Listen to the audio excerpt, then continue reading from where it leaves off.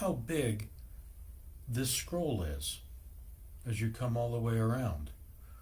This is a pretty good sized canvas as far as guns are concerned. These old lever actions, these big flat sides, they were pretty nice. And look how big this is. They were not afraid to go big. But look at how many intertwining and overlapping elements he has going on. So he has the main scroll here, and then he shoots off, and he comes this way, goes underneath, comes over the top here, another one going out over, and again. So there's a lot of sophistication in this, even though the leaf shapes are not necessarily really crazy or complex. This one may be a little more. But look how simple, say, this one is. And again, this is very typical, leading in like this. This is the beginning of most of the leaves. It's the beginning of that one, and this one not. But as we move around, yes. This is an interesting element here. This is how he did his loop.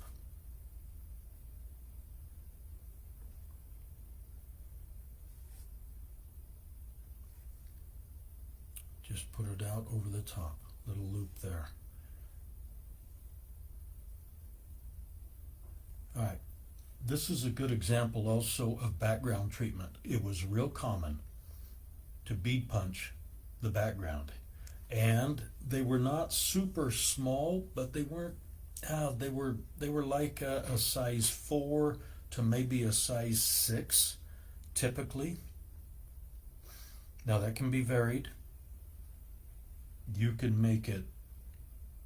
You can use smaller beads if you want, but if you want to stick to what was or is traditional for that period, then that 4 to 6 range will give a pretty good looking background. A lot of these were not relieved. They were just punched down onto the surface. That speeds it up significantly. We've got a border coming along here.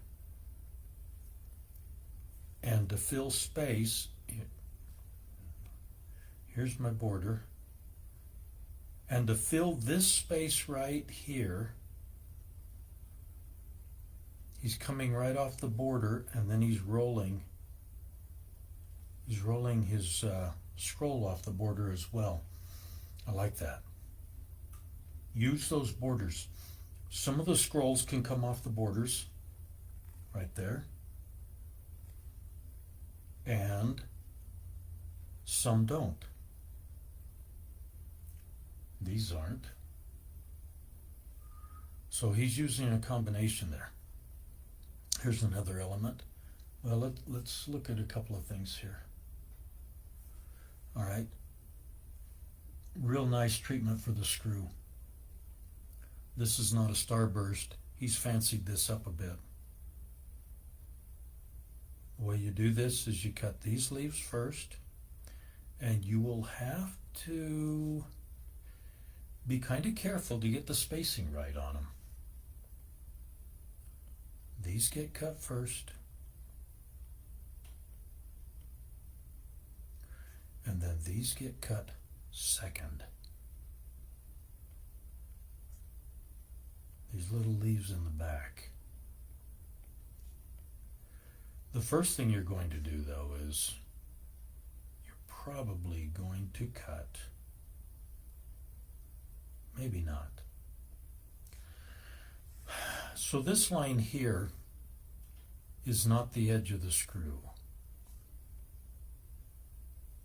This is just a circle that he's put to the outside of the screw. So in this case, he has cut right to the edge of the screw, which you can do. Just be a little careful because these edges can be really thin on these screws. And sometimes people will put another line just to the inside of the edge, and then they will put this little rosette or flower inside that line. That can be a little safer.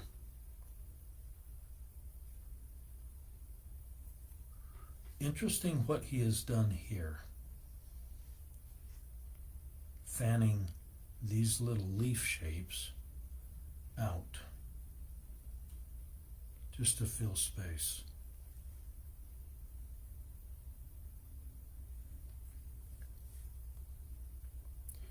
If you look at it, this might be, I don't know, maybe 50% negative, 50% positive. And that's what I see quite a bit in American Scroll. Completely different border here. Using, I don't know what you'd call them, almost flowers, leaves, pine cone, acorn, but it's nice, and it's appropriate in American Scroll. And then we see this border again, this nick and dot border. All right, moving along.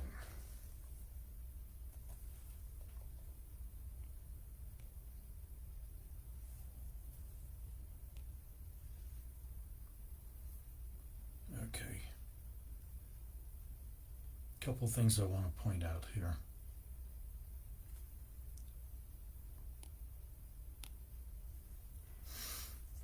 The use of the banner.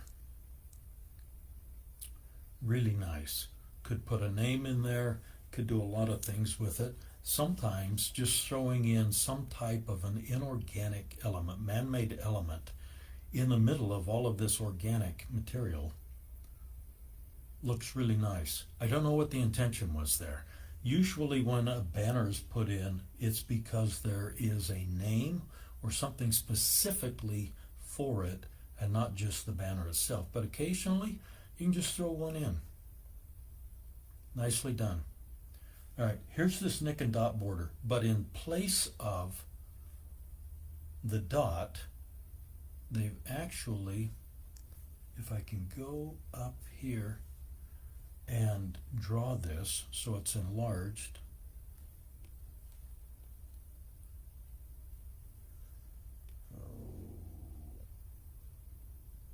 why is that not showing? Oh, I know why. There we go. So if I greatly enlarge this, they've got this nick. Oftentimes, they try and get kind of a triangular look to it. Other times, they'll make it a little more rounded. That's just a stylistic decision on your part, because they both get used in American Scroll. Now, here's the shape, if you can get it, of what they're trying to do here.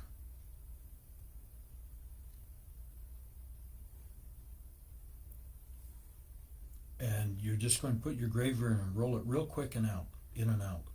Other times I've seen it like this,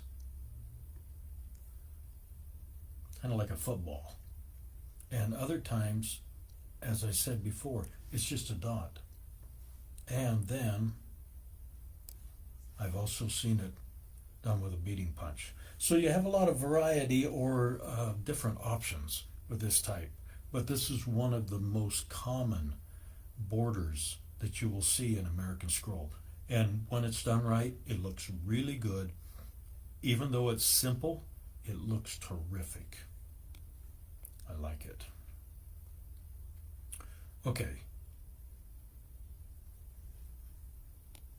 Thickness of the border, the backbone, it's a little thinner than the Nimshki was, and this might also be a Nimshki.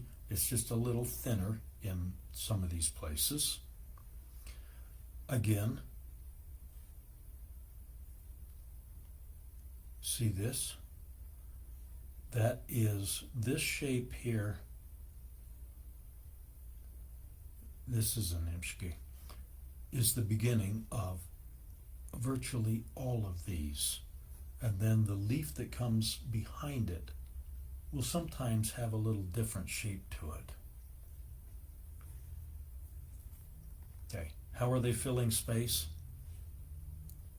Right here, they're putting, let me zoom out so you can see what they're doing here. By putting this in and this in, what they're doing is they're kind of evening out the edge.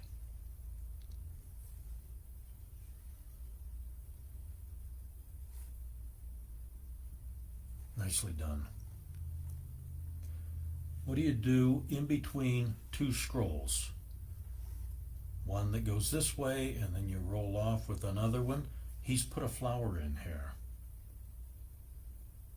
Really nice 4-petal flower, and he's thrown 2 leaves on it. Sometimes they put leaves in, sometimes they don't. Very nice. All right, here's the beginning point. Right here.